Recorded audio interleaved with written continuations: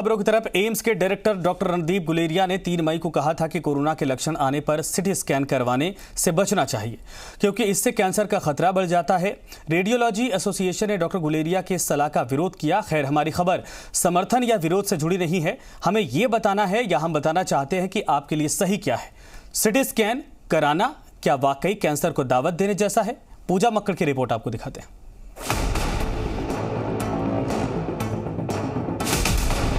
CT scan की report में भी यही बताया डॉक्टर ने कि उसमें काफ़ी ज़्यादा इन्फेक्शन आया है, लंग्स में काफ़ी इन्फेक्शन है। सीटी स्कैन आजकल बहुत ज़्यादा लोग करा रहे हैं। बार बार स्पेशली यंगर एज ग्रुप में सीटी कराने से risk of cancer in later life increases.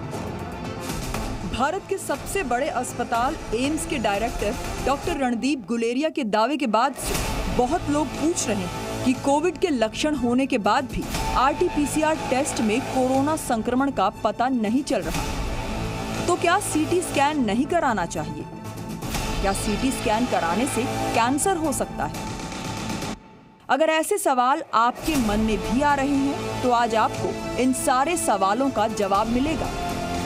बहुत सारे सवाल हैं लोगों के मन में। सबसे पहला तो ये है कि सीटी स्कैन कराएंगे तो रेडिएशन का खतरा हो जाएगा, तो आप उन लोगों को क्या कहना चाहते हैं? देखिए, सबसे महत्वपूर्ण बात जानने वाली ये है, हम ये नहीं कह रहे कि आपको सीटी स्कैन कोविड-19 के डायग्नोसिस के लिए कराना है। सीटी स्कैन का उपयोग किया जाता है बीमारी की गंभीरता को जानने के लिए, क्योंकि इस बार थोड़ा सा प्रचलन हो रहा है कि सीटी स्कैन करा के हम ये पता लगाएंगे। ठीक है, अगर आपका RT-PCR के अंदर टेस्ट में एक बार पॉजिटिव नहीं आता है, आप सिम्टोमेटिक भी हैं, आप रिपीट टेस्ट करा सकते हैं। आपको अपने आप को आइसोलेट कराना है, पर तुरंत जाकर अपना सीटी स्कैन नहीं कराना, पहली बात। दूसरा, सीटी स्कैन आपको कब कराना है? देखिए, सीटी स्कैन के लिए कुछ इंडिकेशंस है इस तरह की। आपको अगर 3-4 दिन के बाद आपका फीवर भी नहीं जा रहा है, आपका ऑक्सीजन लेवल कम हो रहा है, तो आपको तुरंत सीटी स्कैन कराना है, क्योंकि उससे आपको ये पता चल जाएगा कि लंग के अंदर इन्फेक्शन हुआ है कि नहीं। ये जो लंग के अंदर इन्फेक्शन है, इसको 3 कैटेगरी में डिवाइड किया गया है, माइल्ड, मॉडरेट और सीवियर।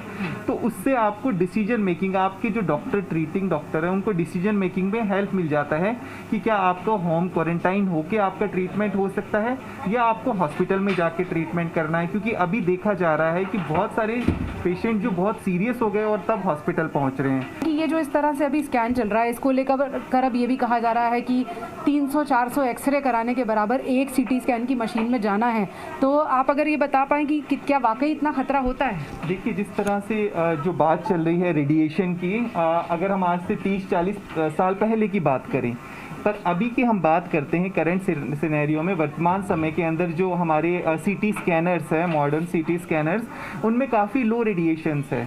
तो हम जो 300-400 का कॉन्सेप्ट, वो तो उस तरह से तो कंपेयर नहीं किया जा सकता। क्या एक्सरे विकल्प हो सकता है सीटी स्कैन का? हाँ, देखिए, हम चेस्ट एक्सरे से अगर सीटी स्कैन का कंपैरिजन करें तो वो तो ठीक नहीं होगा, क्योंकि चेस्ट एक्सरे के लिए वो हम उन पेशेंट के लिए उपयोग कर सकते हैं जो काफ़ी सीवियर हैं, जो ICU के अंदर हैं, जिनके हमें डिजीज़ की प्रोग्रेस को देखना है, तो उनके लिए रिपीटेड एक्सरे होते हैं डेली, उस केस में कर सकते हैं। पर ऐसे केसेस में कि जो मॉडरेट हैं और जिसमें हमें डिसीजन लेना है कि इनको हॉस्पिटलाइज करना है कि नहीं, उस केस के अंदर आपको सीटी स्कैन कराने की आवश्यकता है। अभी जैसे ये कहा गया कि सीटी स्कैन नहीं कराना चाहिए, एम्स के डायरेक्टर ने भी ये कहा कि इससे बहुत रेडिएशन का खतरा होता है, तो उसके बाद क्या आपको लगता है कुछ फ़र्क पड़ा है और असल में लोगों को कैसे डिसाइड करना चाहिए? देखिए, इसमें हमें ध्यान रखने वाली बात यह है कि जिनके लिए ज़रूरत है, शुरू से यही बात कही जा रही है कि जिनको ज़रूरत है उनको कराना बहुत ज़रूरी है। जहाँ पे हमें लग रहा है कि इस तरह के सिम्टम्स जिस तरह से हमने बात की, तो उनको कराना ज़रूरी है।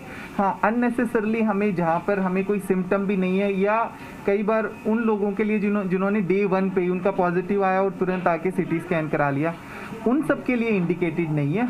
आखिरी सवाल, जब लोग अपनी सीटी स्कैन की रिपोर्ट देखते हैं तो वो एक स्कोर देखते हैं, तो कितने स्कोर को आप ये मानते हैं कि बहुत ज़्यादा खतरे वाली बात नहीं है? क्या इसका भी कोई आकलन या कोई पैरामीटर हो सकता है? देखिए, सीटी सीवियरिटी स्कोर कहते हैं, कई बार लोग कंफ्यूज हो जाते हैं। एक सीटी वैल्यू होती है जो आपके RT-PCR के टेस्ट की रिपोर्ट में आती है। सीटी स्कैन के अंदर सीटी सीवियरिटी स्कोर आता है, जिसको कि 3 कैटेगरीज में डिवाइड किया जाता है। पहली कैटेगरी है माइल्ड, उसके बाद मॉडरेट, उससे थोड़ा ज़्यादा, और सीवियर जो कि सबसे अधिक होती है। अगर हम माइल्ड केसेस की बात करें तो जो आपका उसमें स्कोरिंग हम 25 में से स्कोरिंग करते हैं, टोटल लंग को 25 पॉइंट में डिवाइड किया और उसी तरह से उसकी स्कोरिंग होती है। अगर 8 से कम है तो वो माइल्ड की तरफ आएगा, और अगर 8 से अधिक है, 8 से 14-15 तक उसको मॉडरेट कहेंगे, 15 से अधिक हम उसको सीवीआरटी की तरफ कहते हैं।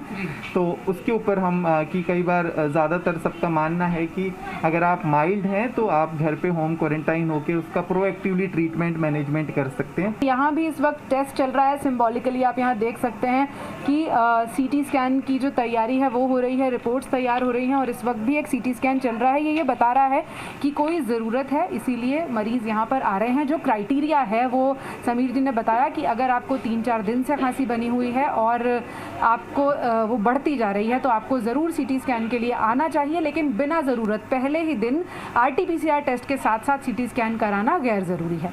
पूजा मक्कड़, जी मीडिया।